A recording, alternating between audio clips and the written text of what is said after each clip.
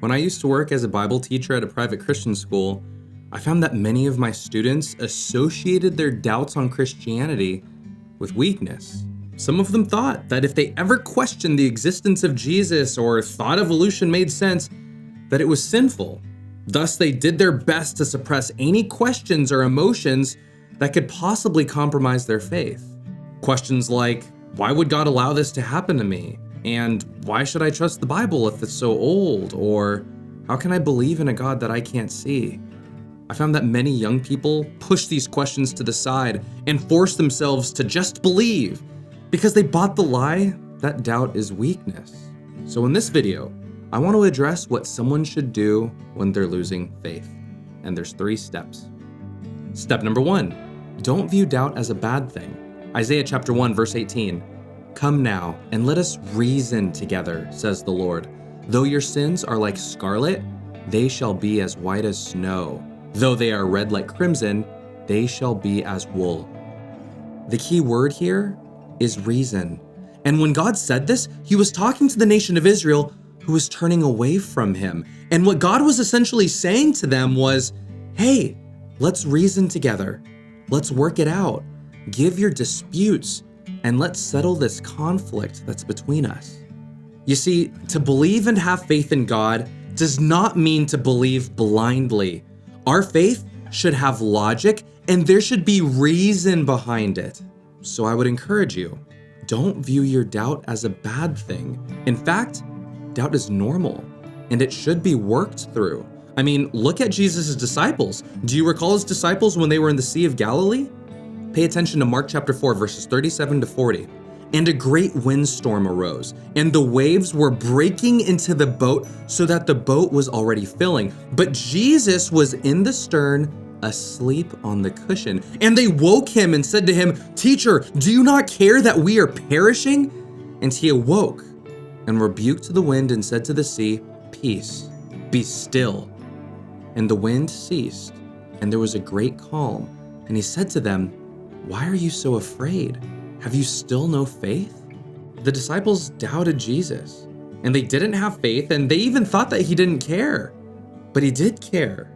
He cared enough to teach them and to show them that he could be trusted, and he cared enough to train them to be the church's future leaders. You see, Jesus allowed their faith to be tested. And at that moment of testing, Jesus was quiet, and he allowed them to struggle. All that to say, if you have doubt with what you believe right now, you're actually in good company.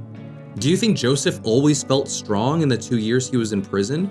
And do you remember John the Baptist, who is described by Jesus as being the greatest of those born of women, and he questioned if Jesus was who he said he was? Or how about some of the disciples who doubted the fact that Jesus rose again, despite the fact that Jesus was right there in front of them?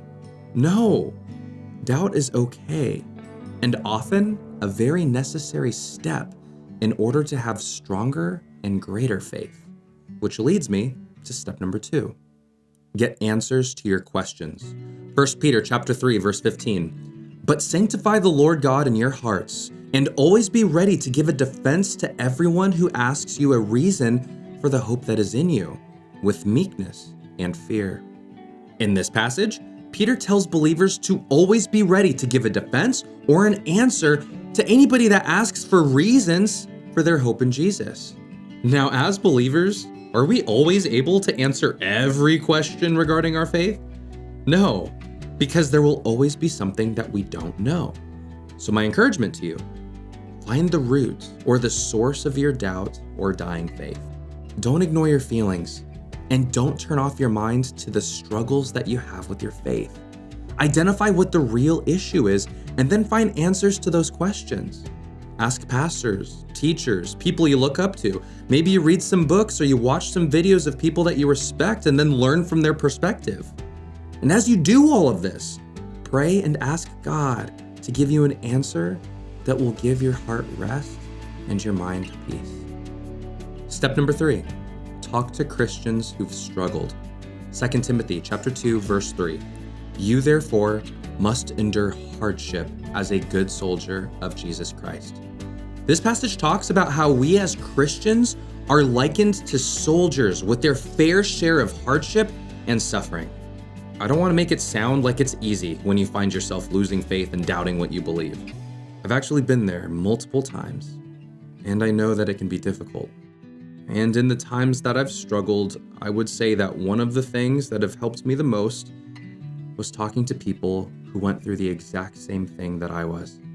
In my lifetime, I struggled with loss, suicidal thoughts, and doubt regarding God's love for me.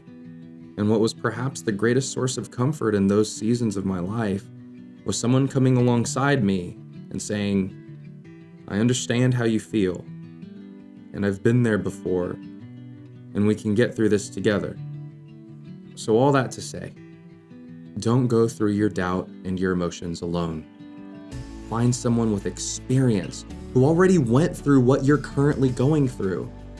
And I know it may take some time and patience to find them, but I'd say it's well worth the effort.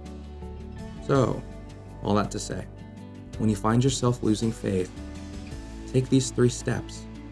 Step number 1, don't view doubt as a bad thing, because sometimes it's a necessary step to grow in your faith. Step number 2, get answers to your questions, whether it's through pastors, teachers, people you look up to, or books or online resources. And step number 3, talk to Christians who've struggled with your same issues, and remember the fact that you are not alone. To close, pay attention to the prayer of this struggling father. Mark chapter 9, verses 23 to 24. Jesus said to him, "If you can believe, all things are possible to him who believes."